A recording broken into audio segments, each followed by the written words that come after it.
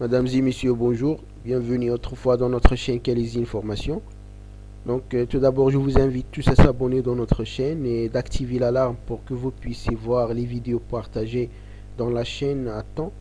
Aujourd'hui, nous allons faire une formation intitulée Maîtrise statistique des procédés, MSP, en anglais SPC, donc Statistical Process Control. C'est une formation qui se déroulera en 3 à 4 parties et sera animée par moi-même, Mohamed Zine. Je suis un ingénieur industriel senior avec 8 ans à 9 ans d'expérience dans le domaine industriel. Je suis notamment un chef département qualité, sécurité et environnement dans une société. Je suis un auditeur qualifié pour les deux normes ISO 9001 version 2015 et ISO 14001 version 2015.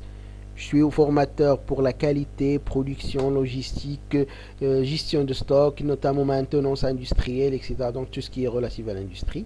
Donc voilà. Donc déjà, c'est quoi la méthode de maîtrise statistique des procédés?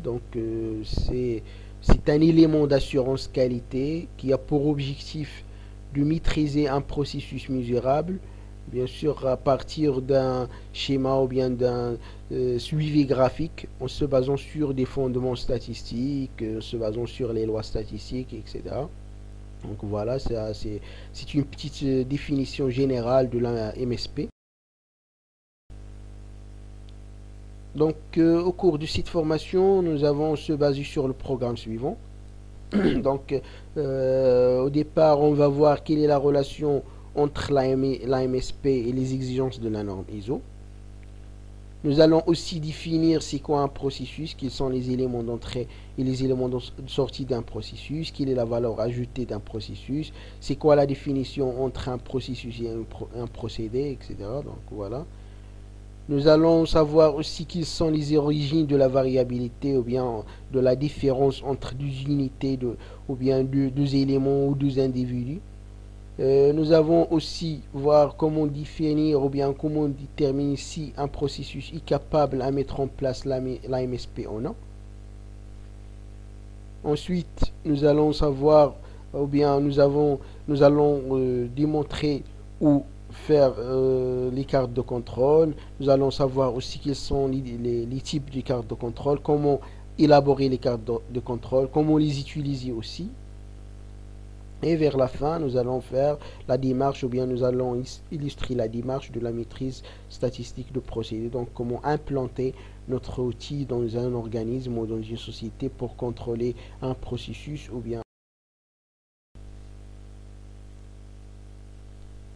La relation entre la MSP et les exigences de l'ISO. Donc déjà la norme ISO ou bien les normes ISO exigent que tous les procédés ou bien les activités ou les étapes de production qui ont une incidence ou bien qui ont un impact sur la qualité d'un produit ou d'un service doivent être maîtrisés ou bien contrôlés ou bien voilà pour la maîtrise de ce produit.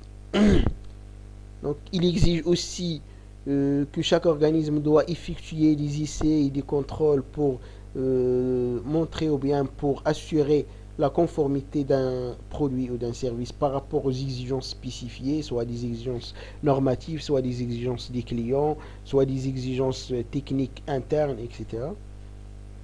Il exige aussi que chaque entreprise doit donc enregistrer les résultats des contrôles initiés pour démontrer aussi la conformité de ce produit par rapport aux exigences spécifiées. Et enfin, il exige l'utilisation des outils et des techniques statistiques pour vérifier l'aptitude d'un procédé à respecter ou bien à produire ou bien à fabriquer un produit conforme.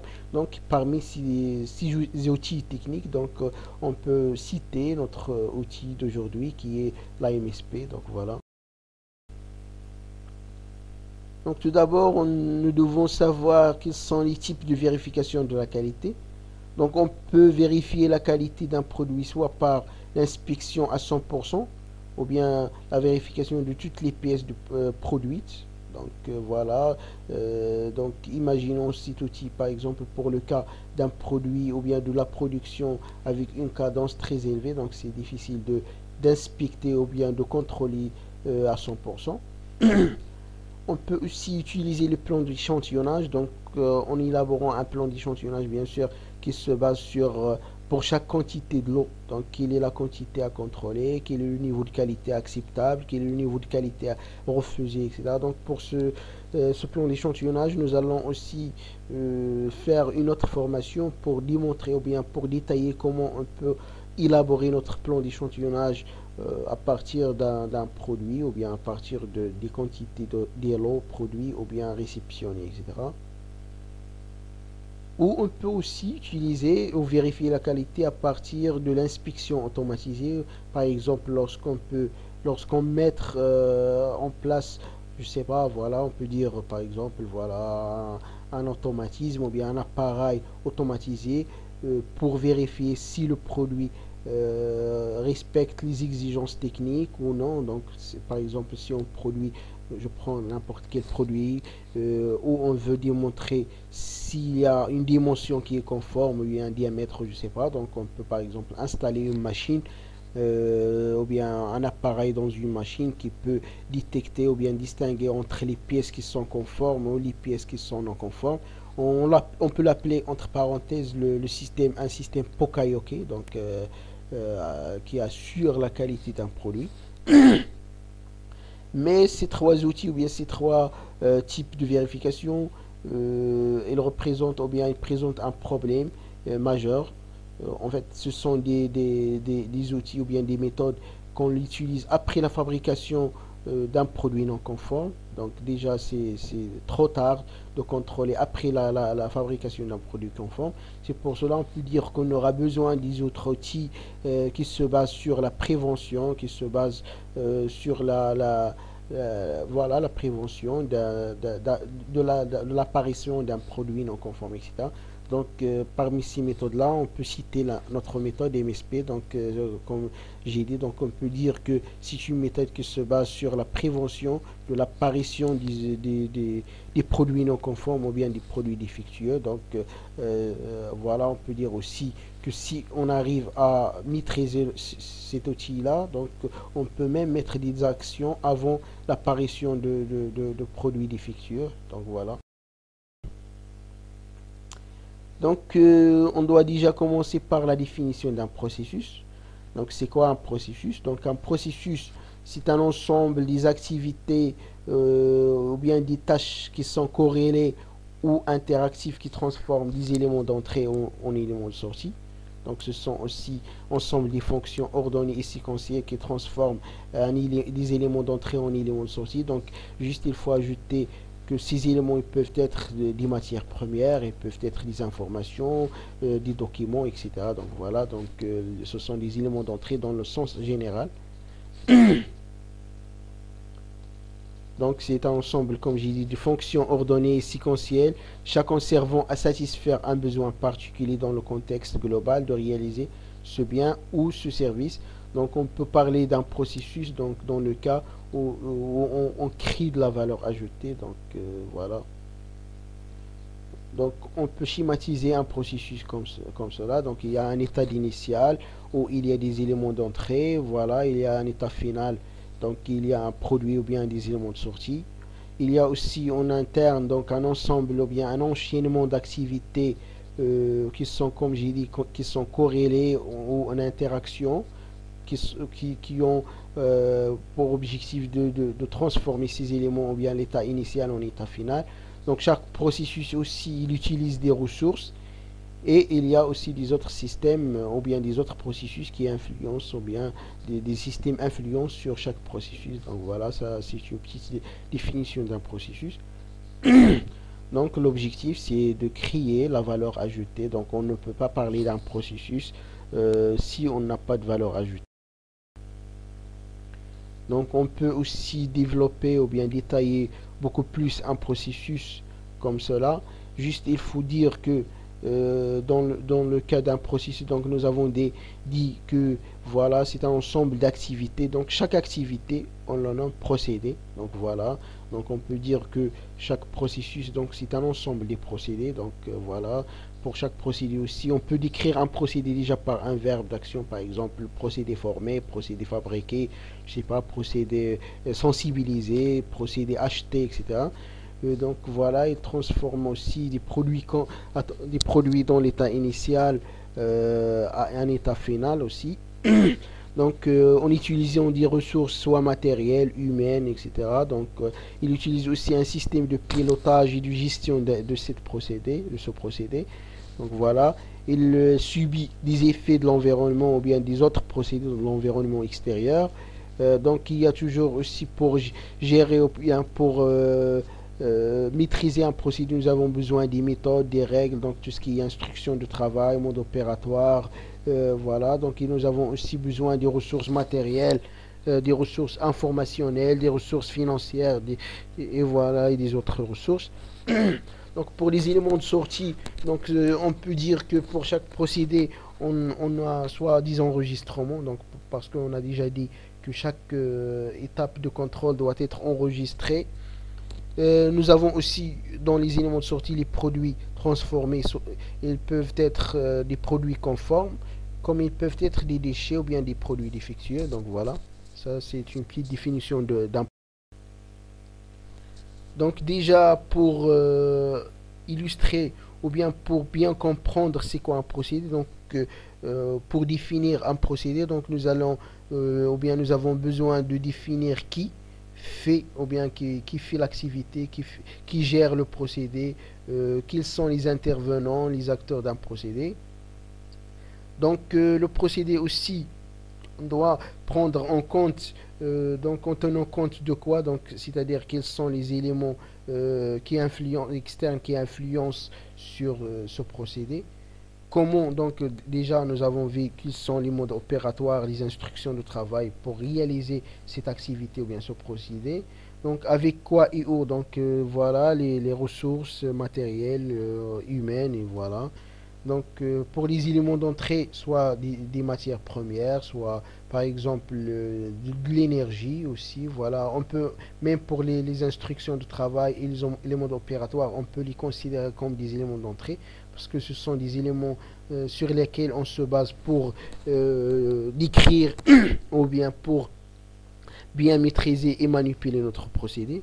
Et voilà, donc, et enfin, quoi? Donc, c'est quoi le produit fini ou bien quels sont les éléments sortis d'un procédé. Voilà. Donc, pour un processus, on peut définir ou bien on peut le définir aussi généralement en utilisant ce qu'on appelle les 5 M.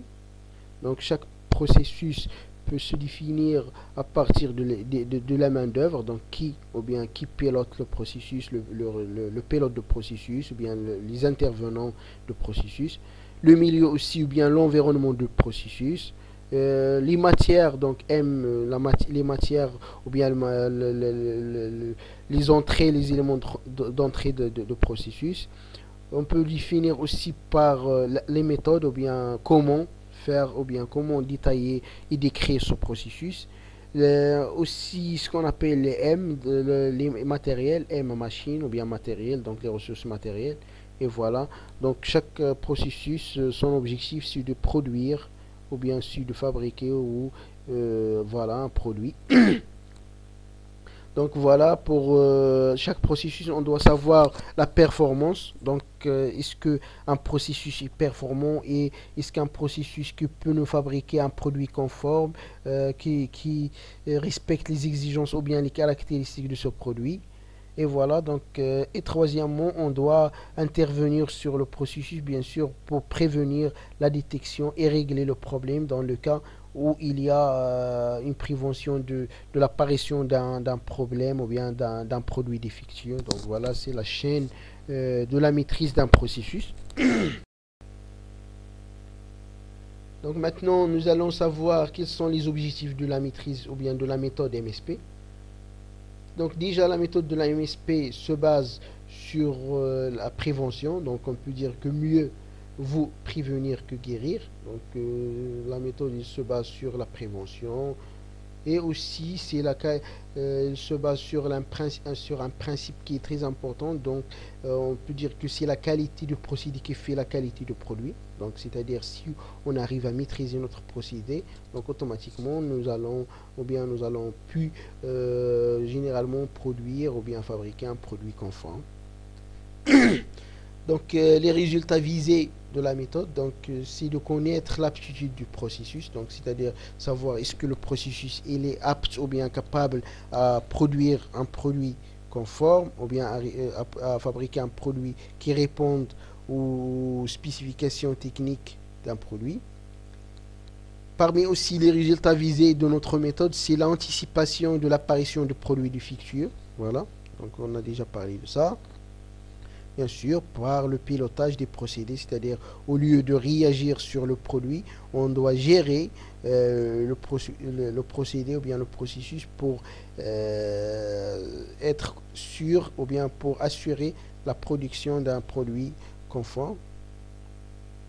Et voilà, parmi aussi les résultats, nous avons vu, ou bien nous visons de réduire la variabilité des procédés et ainsi assurer la productivité de la production, c'est-à-dire réduire la différence ou bien l'ensemble des différences entre deux unités ou bien de produits ou bien deux articles produits.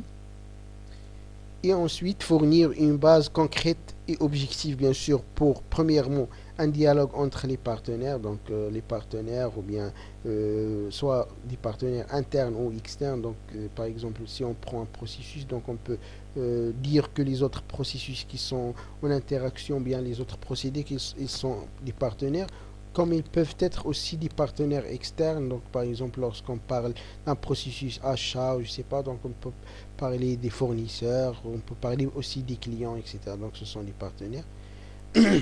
Donc, aussi pour évaluer de l'amélioration de la qualité d'un procédé, voilà, donc tout ça, il entre dans l'amélioration continue de procédé.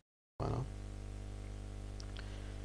Donc maintenant, pour replacer la MSP ou bien la méthode MSP dans la démarche qualité, donc premièrement, on doit répondre à un ensemble des questions. Donc, que devons-nous faire? Donc, c'est-à-dire, premièrement, nous devons savoir quelles sont les spécifications de produit, les caractéristiques d'un produit, etc.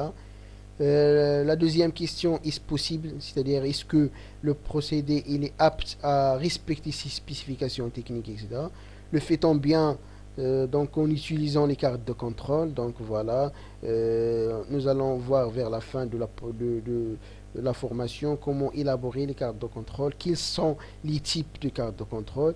L'avons-nous bien fait? Donc, c'est-à-dire, est-ce qu'on a un plan d'échantillonnage conforme qui respecte nos exigences? Et voilà, donc, est-ce qu'on utilise des méthodes de contrôle qui sont fiables? Et voilà.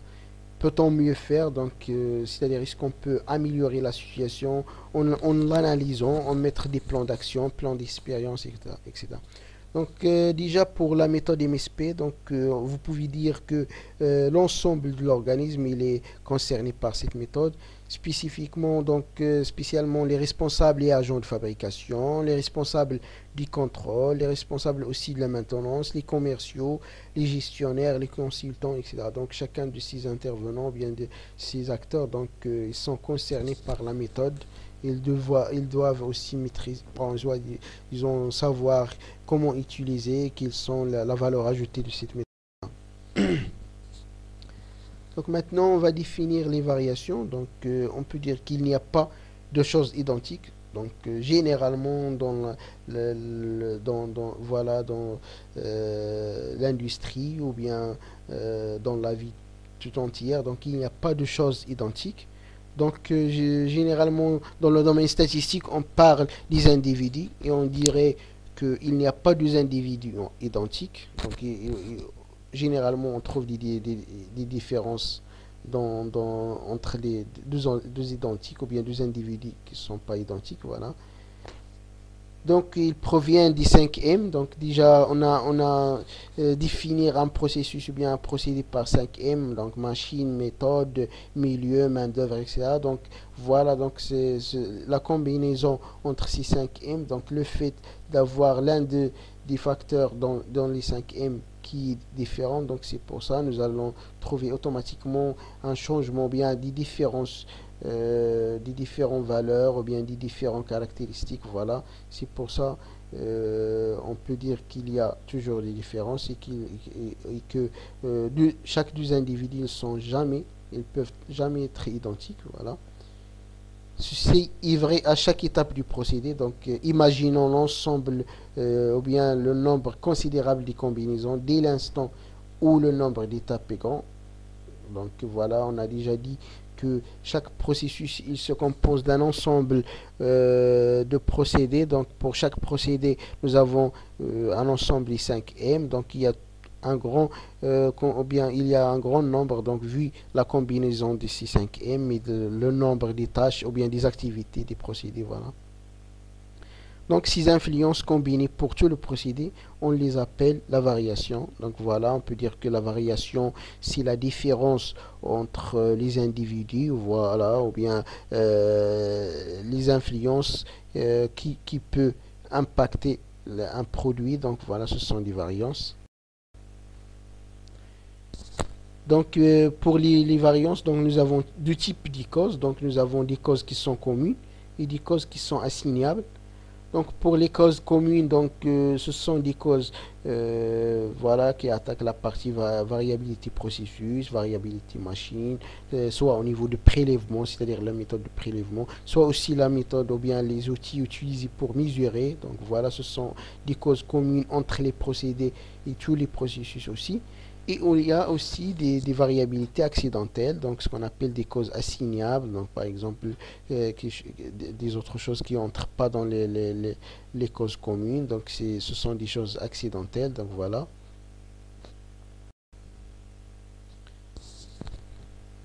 Donc nous devons savoir que tous les procédés sont soumis de telles variations, donc pour les variations communes, donc chaque procédé il subit ou bien il est soumis à ces variations communes. Donc voilà. Donc ces causes ont des caractéristiques particulières, donc à savoir par exemple provenir d'un grand nombre de petites sources. Voilà. Ils concernent aussi tout le procédé, ils restent relativement stables, donc ce sont des causes qui restent stables. Ils caractérisent aussi le plus souvent des phénomènes aléatoires. Donc voilà. Ils demeurent d'une prévision relativement possible. Ils se maintenir dans un état quasi permanent s'il n'existe aucune intervention extérieure. Et aussi, donc, il existe dans toute l'entreprise, donc, et tous les processus de l'entreprise. Et pour les causes assignables, ou bien on les appelle aussi les causes spéciales. Donc ce sont des causes qui ont la particularité de provenir d'une seule source, mais avec un grand nombre de sources importantes. Il se caractérise par des événements fortuits, donc ce sont des événements inattendus ou bien imprévus. Il doit devenir aussi irrégulier, donc voilà, ce sont des accidents irréguliers. Ce sont des causes aussi imprévues, donc c'est pas facile à prévoir. Et il se manifeste à nouveau à moins d'intervention extérieure. C'est-à-dire si nous avons une cause spéciale, donc il demande généralement une intervention extérieure pour qu'il soit éliminé. Donc voilà.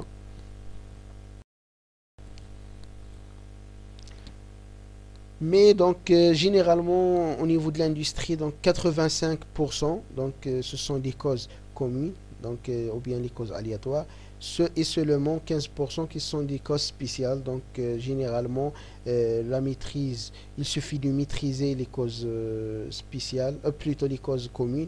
Mais tout d'abord, il faut éliminer les causes spéciales pour qu'on puisse réagir et maîtriser les causes communes. Donc voilà.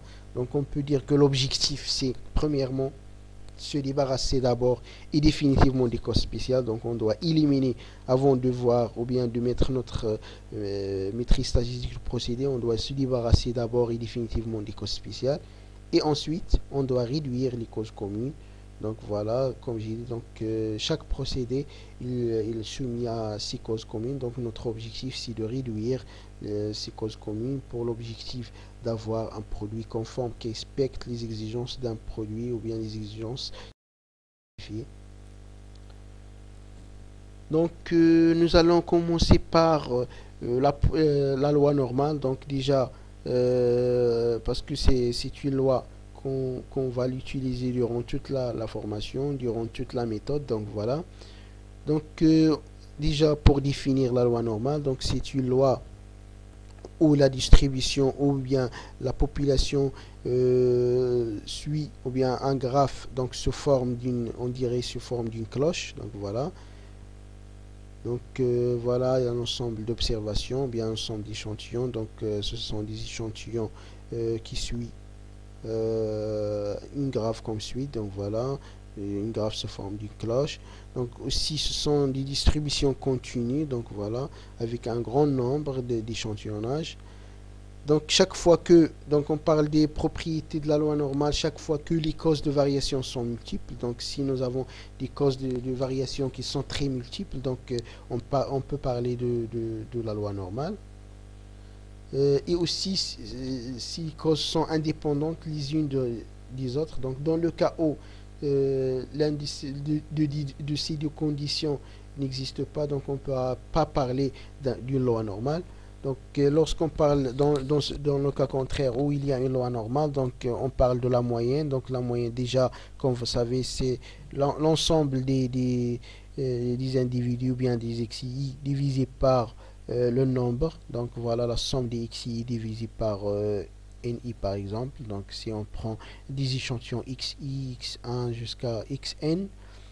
Et l'écart type, donc c'est la racine de la variance. Donc voilà, c'est racine de 1 sur n, la somme de x sur i. Voilà, moi, la moyenne au carré. Donc déjà, la moyenne, c'est donc ou plutôt l'écart. Donc il définit la distance, on peut dire la distance entre chaque valeur à la moyenne. Donc voilà.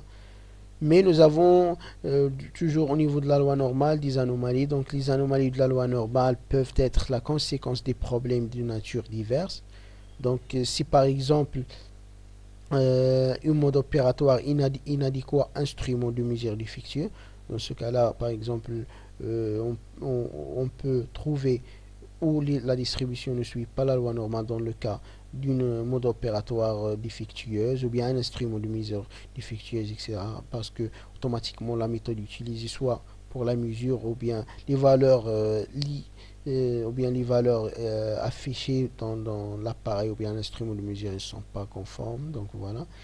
Dans le cas aussi où l'environnement non contrôlé, par exemple, supposons qu'on veut contrôler ou bien mesurer, je sais pas, on peut dire par exemple le pH d'un produit dans un milieu qui respecte pas la température ambiante, etc. Donc on ne pourra jamais trouver des valeurs fiables. Dans le cas aussi des erreurs de mesure ou bien de lecture, donc si le lecteur d'un résultat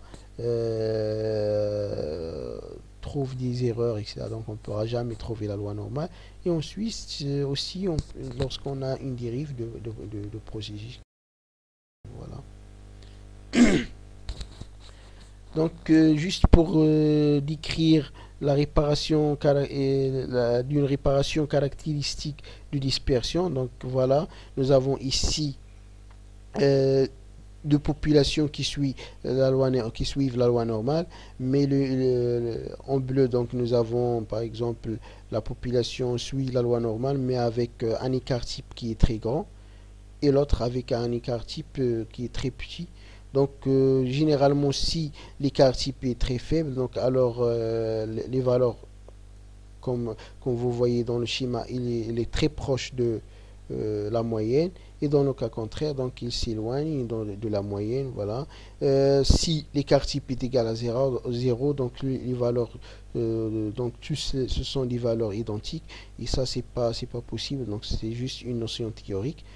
Donc notre objectif, comme j'ai dit, donc c'est avoir un écart type très faible, et avoir aussi une moyenne centrée sur la valeur cible, parce que il faut pas confondre entre la valeur cible et la moyenne. Donc je peux prendre par exemple un produit dans lequel nous avons ou bien nous voulons voilà, contrôler la dimension par exemple. Je peux dire qu'on pourra par exemple avoir comme valeur cible par exemple 10 cm. Alors pour la moyenne, donc pour un ensemble des échantillons, c'est la somme divisée par le nombre. Donc souvent il est différent la moyenne est différente de la valeur cible. Donc voilà, on va voir ça en détail dans un exercice pour bien comprendre. Donc juste pour savoir la différence, donc il y a un ensemble de schémas. Voilà, donc premier schéma, donc nous avons deux échantillons, ou bien deux populations qui suivent la loi normale, mais avec un écart type qui sont identiques, mais avec deux moyens différents. Dans ce cas-là, on peut parler de deux populations ou bien de deux distributions localisation. Donc localisation. Dans le deuxième schéma, donc c'est le cas contraire du premier schéma. Donc nous avons même moyen, mais avec deux écarts types différents. Donc c'est le cas d'une dispersion. Et dans un autre cas, donc c'est généralement c'est une forme. Donc nous n'avons pas ni la moyenne identique, ni aussi l'écart type. Donc voilà. Donc pour la répartition normale, donc notre intérêt c'est la répartition est normale. Alors, donc nous devons savoir dans le cas où la répartition est normale, donc le procédé ne présente pas de facteur important de déréglage. Donc la répartition est caractérisée par la moyenne et l'écart type. Et les lois statistiques peuvent être employées pour établir des prévisions. C'est-à-dire dans le cas où la répartition est normale, donc on est sûr que voilà, il n'existe pas des causes assignables. Pourtant, il y a juste des causes communes et chaque répartition, il se base par le calcul de la moyenne et l'écart type. Donc voilà. Ainsi, on peut dire que notre problème industriel, c'est à partir des valeurs relevées, donc à partir d'un échantillonnage, est-il possible de modéliser le phénomène réel par une loi normale? C'est-à-dire, lorsqu'on prélève ou bien fait un prélèvement d'échantillonnage, par échantillonnage d'un ensemble des produits ou bien des individus, est-ce qu'on peut modéliser le cas réel ou bien le phénomène réel par une loi normale? Voilà, c'est ce qu'on va voir ensemble. Donc voilà. Voilà, donc pour les histogrammes, donc c'est le cas réel. Pourtant, pour le schéma continu en rouge, donc ce sont les lois normales. Donc dans ce cas-là, approximativement, on peut le modéliser par loi normale. Mais dans ce qui suit, on va vérifier comment et bien sûr mathématiquement ou bien statistiquement comment on peut dire que une loi ou bien une répartition suit la loi normale ou non. Voilà, donc nous avons besoin de ce qu'on appelle un test de normalité pour savoir est-ce que la répartition est normale ou non. Il faut faire un petit rappel. Donc, dans le cas où nous avons des causes assignables, on doit les éliminer pour suivre ou bien pour appliquer la méthode MSP déjà. Mais dans notre sens ou bien dans le sens inverse, si nous avons su ou bien nous avons montré que la répartition suit la loi normale, donc on est automatiquement sûr qu'il ne présente pas de facteurs importants de déréglage, il n'existe pas des causes assignables et voilà donc généralement pour mettre en place l'AMSP, donc premièrement on doit choisir une caractéristique d'un produit à contrôler. Par exemple, nous avons déjà pris comme exemple la dimension, par exemple le diamètre, une charge mécanique, etc. Donc, nous allons définir quelle est la caractéristique qui définit ou bien qui détermine la conformité du produit, ou bien quelle est la caractéristique qu'on veut maîtriser pour avoir un produit conforme. Donc ensuite, nous allons préparer une feuille de relevé. Donc c'est une feuille ou bien un enregistrement dans lequel nous avons fait ou bien nous avons déterminé quelle est la dénomination de la machine, quelle est la date de relevé, la personne qui a fait le relevé, le numéro de l'échantillon mesuré, etc., etc. Ensuite, l'étape qui suit, donc, c'est l'enregistrement des données, c'est-à-dire après le prélèvement de chaque échantillon. Donc, nous devons enregistrer dans la feuille des relevés les données. Et ensuite, on analyse ces données pour savoir est-ce qu'ils suivent la loi normale ou non pour continuer. Dans le cas où ils ne suivent pas la loi normale, donc, comme j'ai dit, automatiquement, il y a des causes assignables qu'on doit les éliminer pour continuer la mise en place de la méthode. Donc, parmi les outils de l'analyse des données, donc, on peut utiliser histogramme de fréquence, on peut utiliser étude de la normalité ou bien test de normalité, le droit d'Henry, test de K2, etc. Donc, il y a plusieurs méthodes pour analyser les données et pour savoir est-ce que la répartition suit la loi normale ou non. Voilà. Et ensuite, on détermine la capability machine. Donc, on va voir dans la formation aussi comment déterminer la capability machine en calculant des indices de capacité. Donc, et voilà, nous avons deux cas. Si la machine elle est apte, c'est-à-dire à maîtriser le processus, bien la machine par l'AMSP. Donc, dans ce cas-là, on va mettre l'AMSP et les cartes de contrôle. Sinon, nous devons faire des interventions sur les spécifications pour rendre la machine apte, c'est-à-dire s'il y a un déréglage dans la machine, il y a une pièce non conforme, etc. On doit régler le problème pour que la machine soit apte. Donc voilà, ça, ce sont généralement la méthode ou bien la démarche, mais dans la formation, nous allons voir ça en détail. Donc voilà. Donc pour le premier schéma, donc comme vous savez, comme vous voyez, donc il y a une dispersion, ou bien il y a une répartition qui ne suit pas de la loi normale. Mais déjà, nous avons ici une tolérance, donc tolérance inférieure et tolérance supérieure. Donc voilà, ici déjà la répartition ne suit pas la loi normale et en même temps il y a des valeurs hors la zone de tolérance. Donc dans ce cas-là, on parle d'un procédé qui est non prévisible.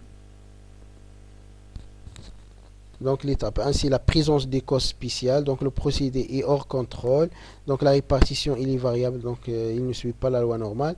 Et la présence bien sûr des pièces hors tolérance, donc des pièces défectueuses. Et le procédé n'est pas capable. Donc voilà, le procédé n'est pas capable à nous produire des produits ou bien des pièces conformes.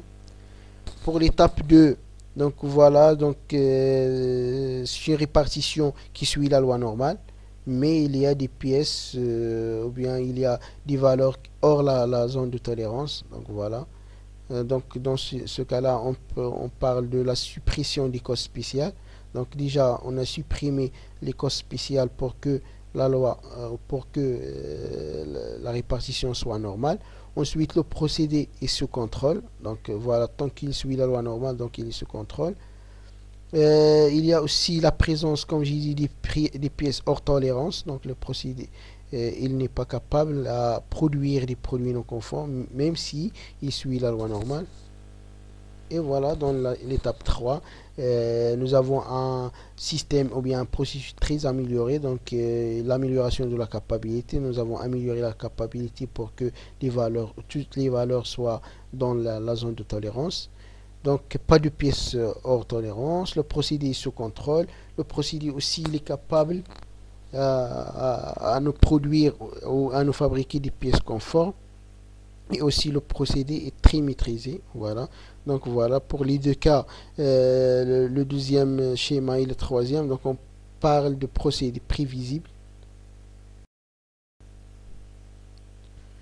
Donc maintenant, on va faire ou bien on va tester la normalité graphiquement.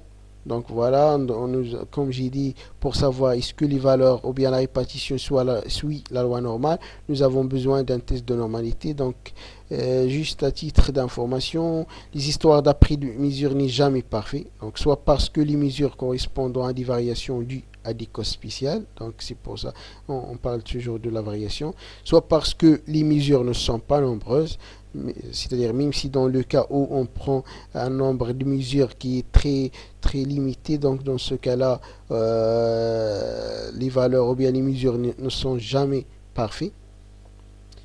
Soit aussi tout simplement la loi n'est pas normale. Donc dans ce cas, si on applique les propriétés de la loi normale, les résultats automatiquement seront erronés. Donc il est primordial, il est indispensable de tester la normalité d'une répartition. Donc, pour définir ou bien pour tester la normalité d'une répartition, donc il y a plusieurs méthodes. Donc, il y a des méthodes graphiques, des méthodes calcul, des méthodes statistiques, etc., des méthodes de loi, etc.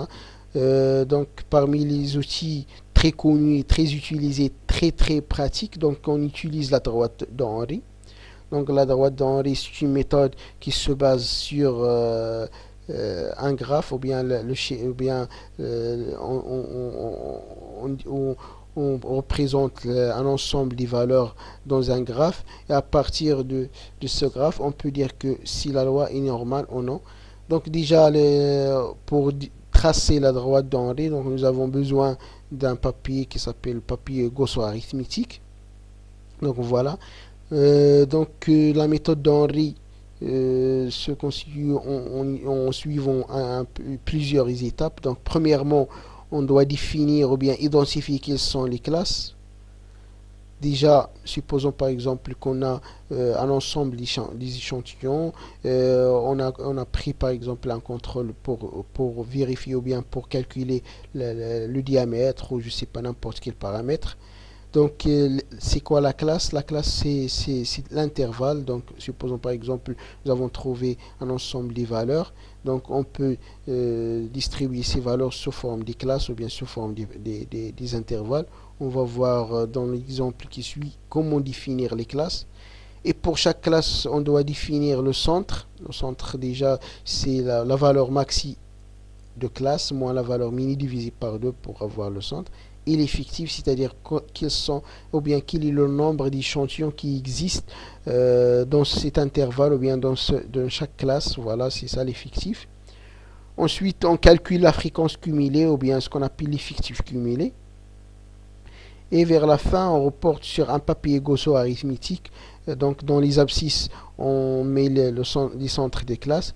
Et dans les ordonnées, on met la fréquence cumulée. Donc, voilà.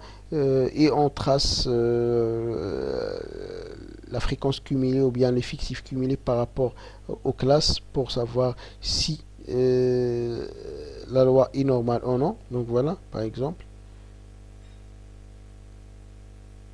Donc, dans le cas où les points, voilà, on peut approximativement il passer par une droite. Donc, j'ai dit approximativement il passe par une droite. On peut parler d'une loi normale. Donc, voilà.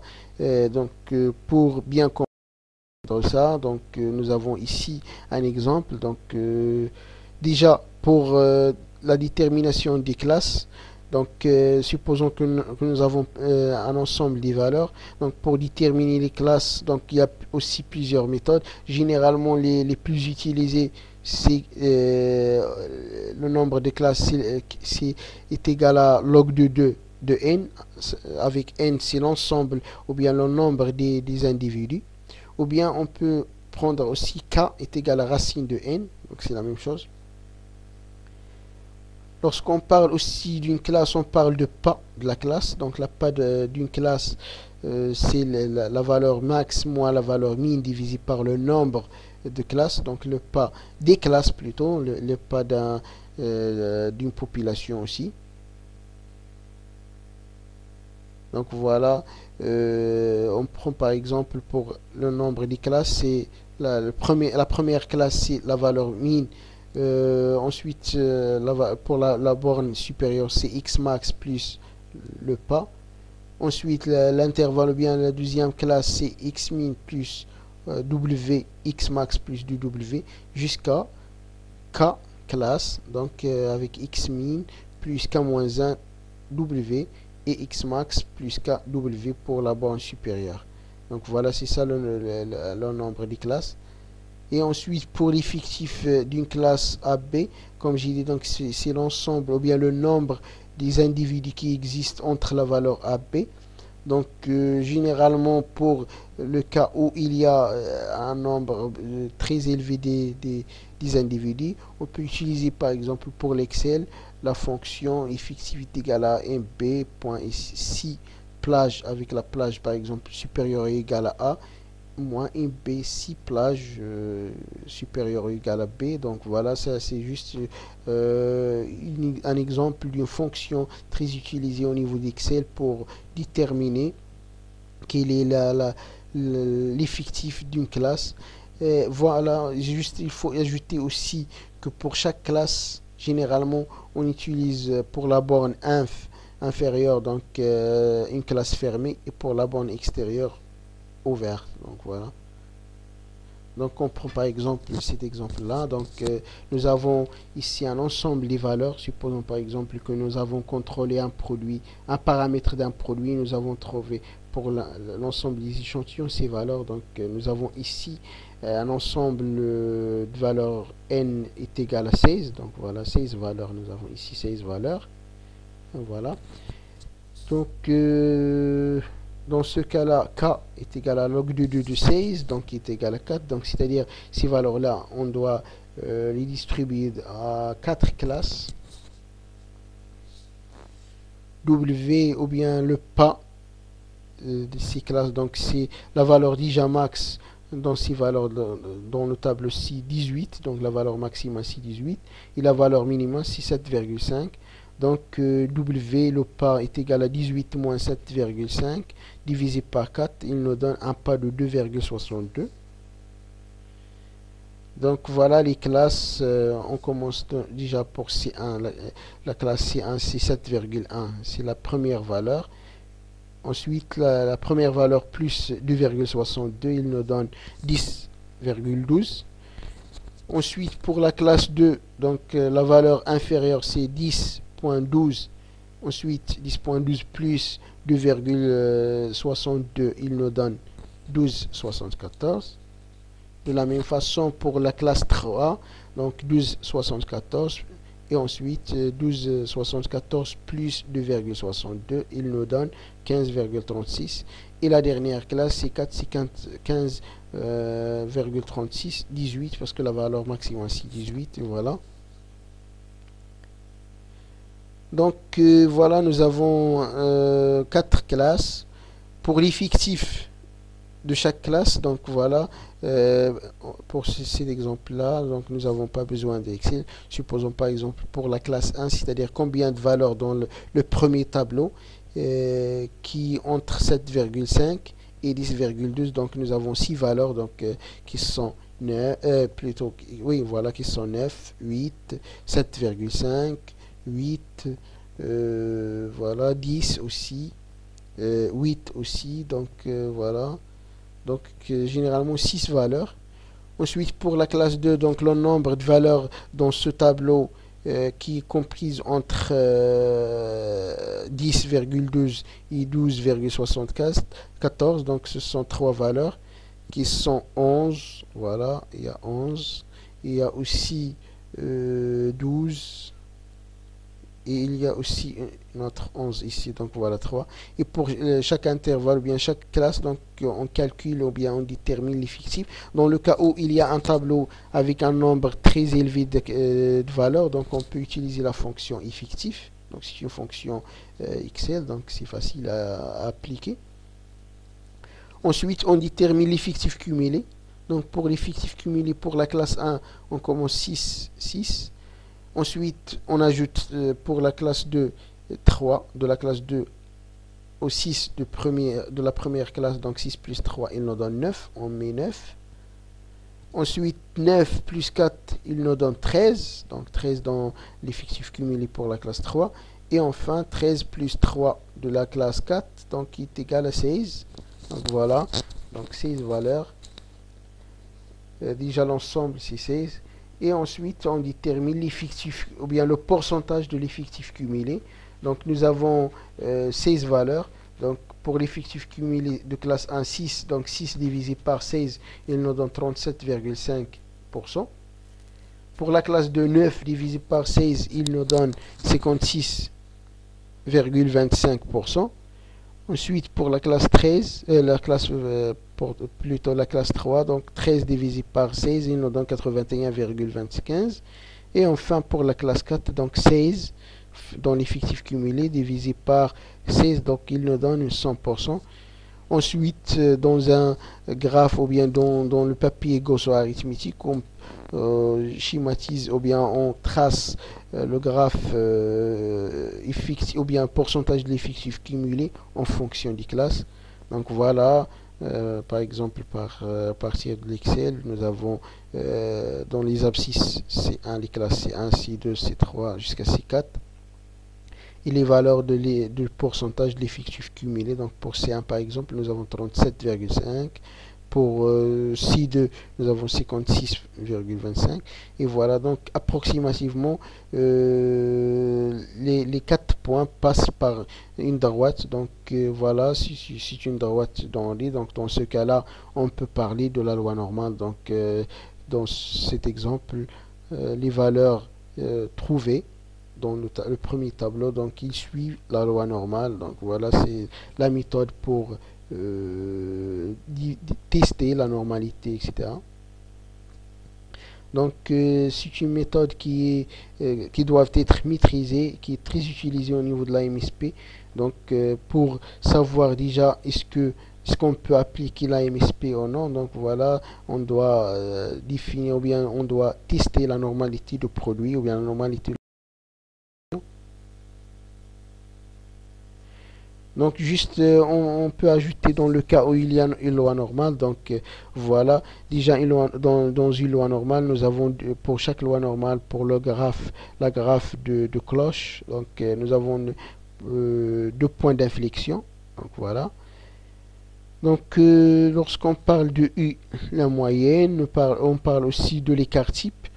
Donc dans l'intervalle, la moyenne moins l'écart type et la moyenne plus l'écart type, nous avons 8% de la population, donc qui sont situés dans l'intervalle mu moins sigma et mu plus sigma.